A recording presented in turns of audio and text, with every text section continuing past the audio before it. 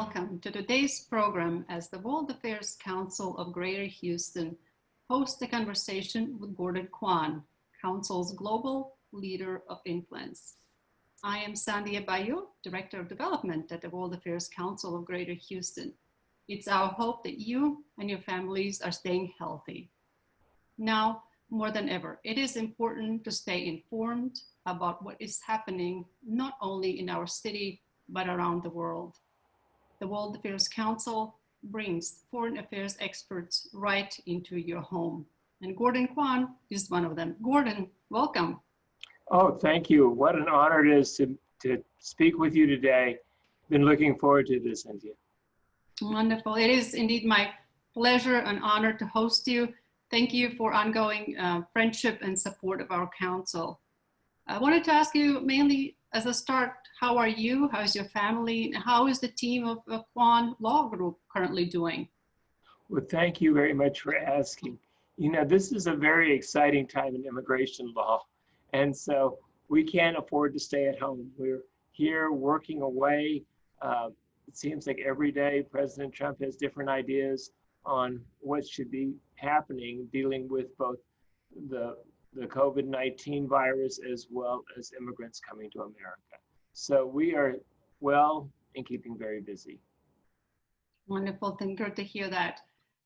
Wanted to highlight to our viewer some of your accomplishments. And I really say only just some, because your list of achievement is something to strive for, and really would be definitely a notable accomplishment. So again, let me highlight at least some of those.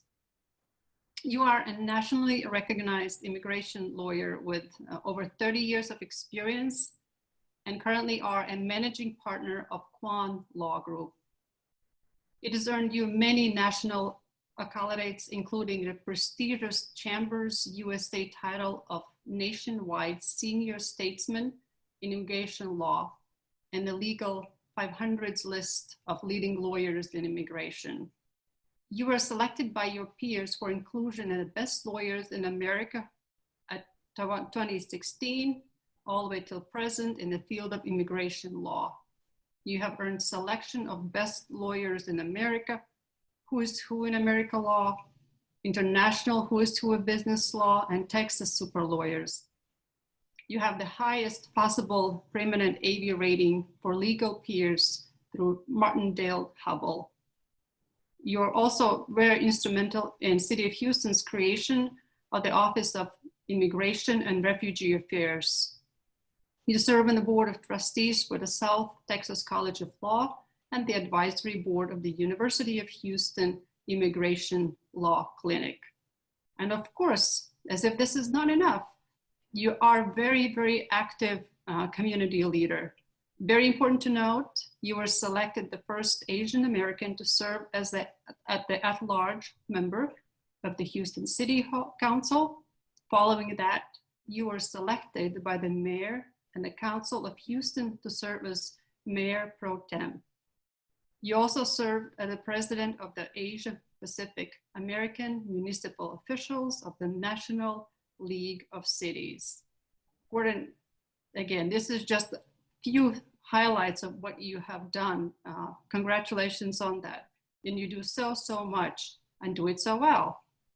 I wanted to ask you. Kind of you to share all that. Yeah.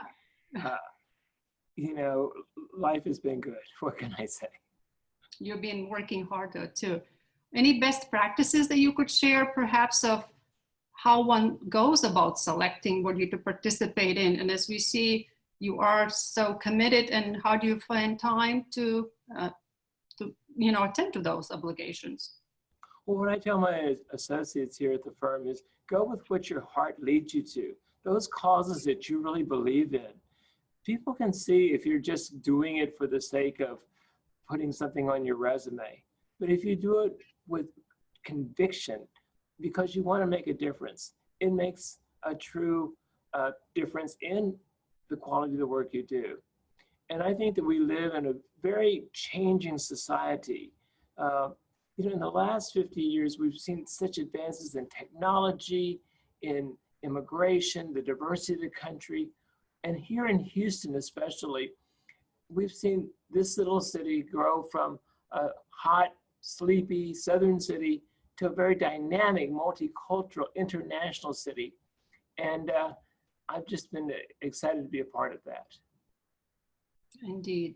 I don't think I really ever asked you what led you, or what was the deciding factor that brought your interest to the international law and immigration? Well, it's kind of a double love here, okay? I fell in love with a woman from Hong Kong, and in order to keep her here, I had to figure out how the immigration process worked. So after I got her green card, I said, this is a pretty complicated area. And it led me to really learn more about this area and be of assistance to other people.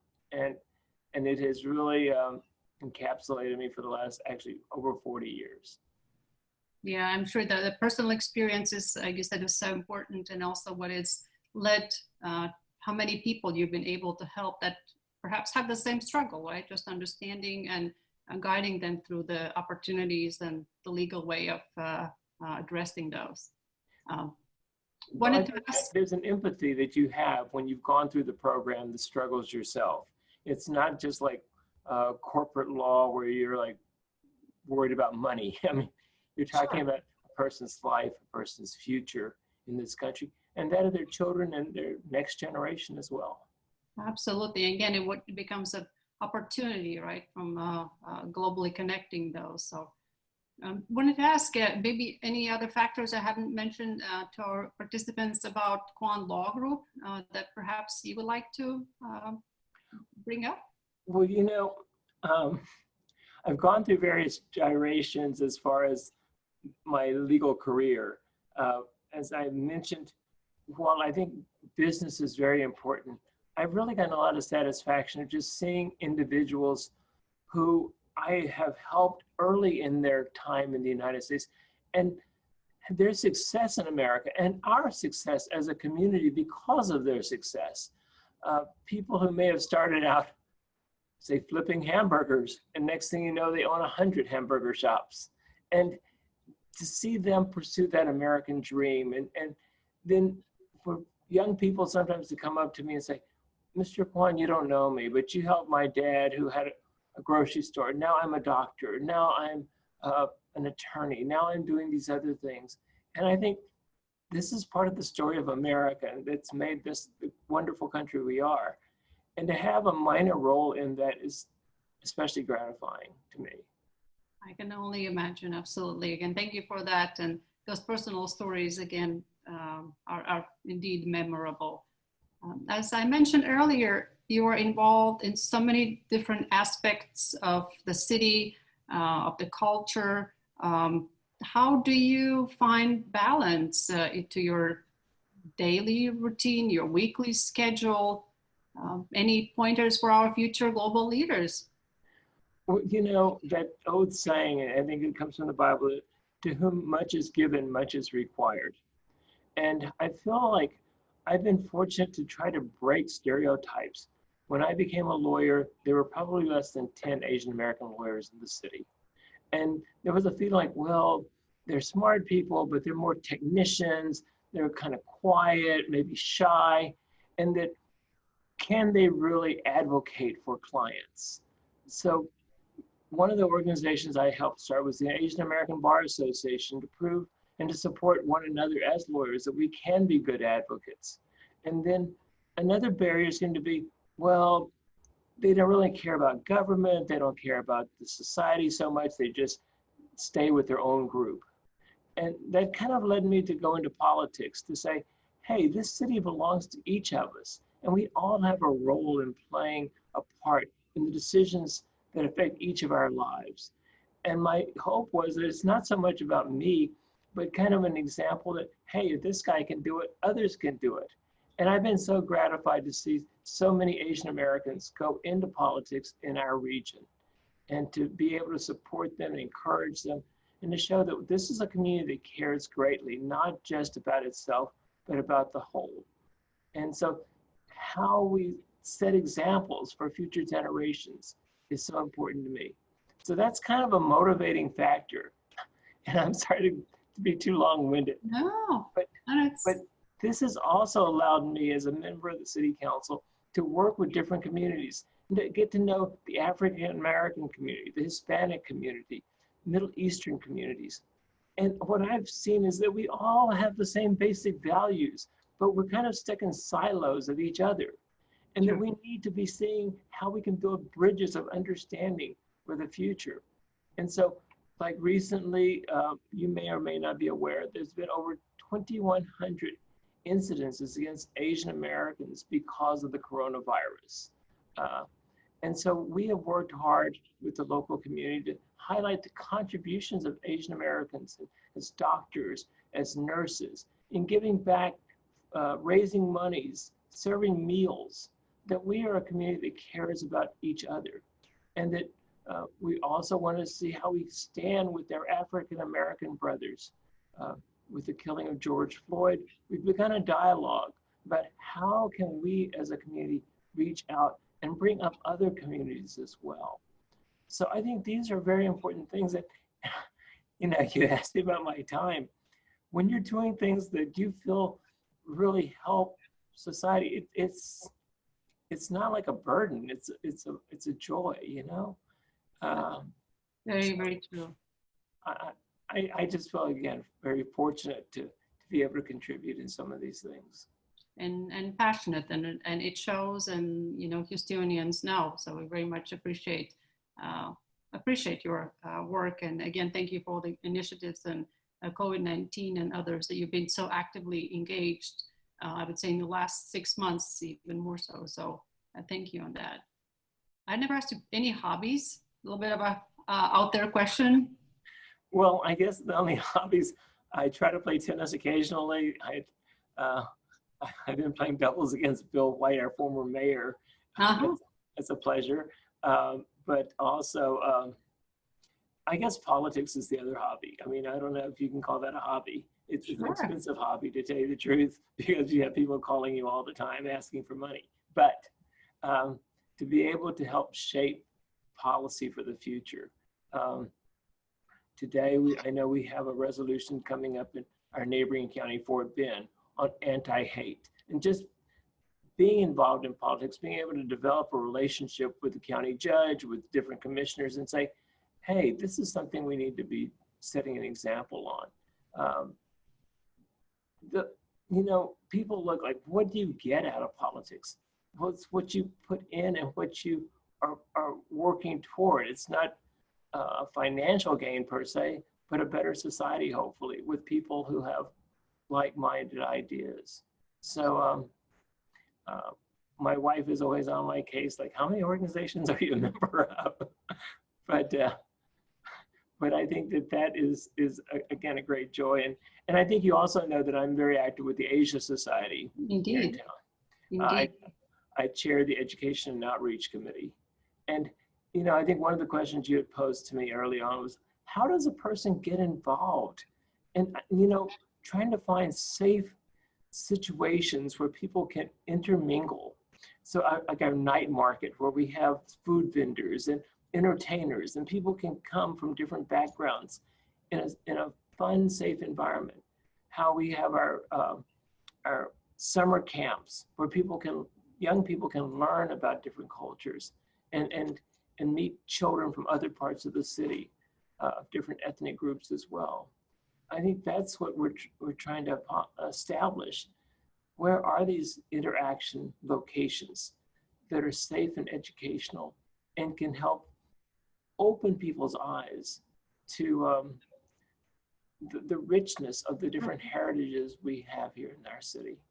Yeah, and I see that so many things that you do are actually make me think of the future. There's so much of initiatives that you lead or cherish or establish and put so much personal energy in. It's all for the better, and a lot of references to the future, from younger generation education, as you mentioned, to giving equal opportunity to immigrants and other, Houstonians. So fantastic. Thank you again. And I think that's so important with the World Affairs Council. I mean, to bring in thought leaders and to expand people's just vision of the future, that it's not just a localized idea of like what's going on in my city or county or state, but how are we part of a global network? And that we're so interrelated in everything that goes on. Completely. And you might know that we use a call line, local to global and global to local, to very much to second what you were just saying, that we are so connected locally to globally, you cannot take one without the other. Yes. And education, as you know, is a very, very important factor for our council as well. And I say that actually, in short version, that's what we do is education. And we educate anyone here in Houston who would like to be with us, and with this given current environment, it even has the global reach. And we have student participation. We have established student world affairs chapters in more than 40 schools. We are very proud of it, and we keep increasing that reach, and again, giving the opportunity, as you were saying, to participate in a global conversation from different walks of life here in Houston. So I reached out to some of the high school students that are part of our Student World Affairs Council organizations, and asked them if they would submit a few questions that I could in turn ask you. Great. So here are some questions that come from our students. First one, if you could provide your young self with advice, what would it be? You know, what I would say is, again, go with what your heart, where your heart leads you. I was a history major, okay? And I thought, what am I going to do with this degree? I mean, you know, it's my parents said, well, you should, you know, go into engineering, or you should go into pharmacy. These are safe occupations. And I said, well, I really want to go into liberal arts. And I didn't think I could be a lawyer, but I said, let me try. If it's not meant to happen, I can flunk out. It's no shame in that. But you know, pursue your dreams. I mean, I'm amazed how things happen in life, but I believe that there's a plan for each person if they go ahead and pursue what they really want to do. So that's and it's hard for a young person, because they're looking at the world and saying, where's my role? What is my place? But you know, you never know where that lead will go. Whether volunteering in an organization like the World Affairs Council, or volunteering in a political campaign, or volunteer, and who you meet and how that may lead to something that you've never even thought about as an occupation. I completely agree with you. Very well said. Next question. What are your 2 or 3 simplest guidelines for interacting or getting to know someone from another country? And it could be from your experience being abroad, or it could be hosting somebody here in Houston. Well, you know, my sister used to ask me, how do you like going to all these political events and you're like the only Asian in the room? Doesn't it feel kind of lonely, you know? And I think that, you know, people all have insecurities, and just trying to be sincere, putting your hand out, speaking with them. You don't have to work the whole room, but just trying to have meaningful conversation with a few people. I know that sometimes it's hard, and especially in a group that you're not totally familiar with. But just finding common grounds is the thing. There was a book about, you know, all politics are local, but actually Tip O'Neill said, find that common denominator. Oh, you went to the same high school. Oh, you like baseball too. Oh, you like, start with that and then build from there. Find what it is that you can relate to the next person with. Wonderful. Thank you. One more. This is a bit more of a travel. Takes us a little bit outside Houston. What country or location surprised you and was much more interesting or fascinating than you originally expected? This may kind of be a surprise, but El Salvador. You know, as an immigration lawyer, I have represented a number of people fleeing the fighting, the Civil War, the gangs in El Salvador. And I went there with a lot of intrepidation. And I was surprised the highways are very nice. It's looked like Hawaii to me. and whereas in some Latin American countries, you see armed troops on the road and roadblocks. I didn't see any of that. And we went to the market and everything was normal. People were just interacting and people were friendly. And I just thought, wow, this is not at all what I thought it was going to be. I thought it'd be armed camps. We'd be dodging bullets. We'd be having to have security with us at all times. So that was a big surprise to me. We ended up setting an office up there in El Salvador after that. Yeah. Kind of wrapping up our conversation today, thinking in for our younger generation and our next generation of global leaders. Any last thoughts for them, maybe going forward? What are some traits that you see others should work on, help them grow into global leaders of future? Well, you know, I don't think of myself as too old, but obviously the future belongs to the young. And I see opportunities coming about all the time. As you know, our county judge is like 29 years old.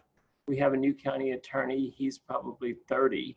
And I just see that there's a desire for young people to get more involved in the system and that opportunities abound.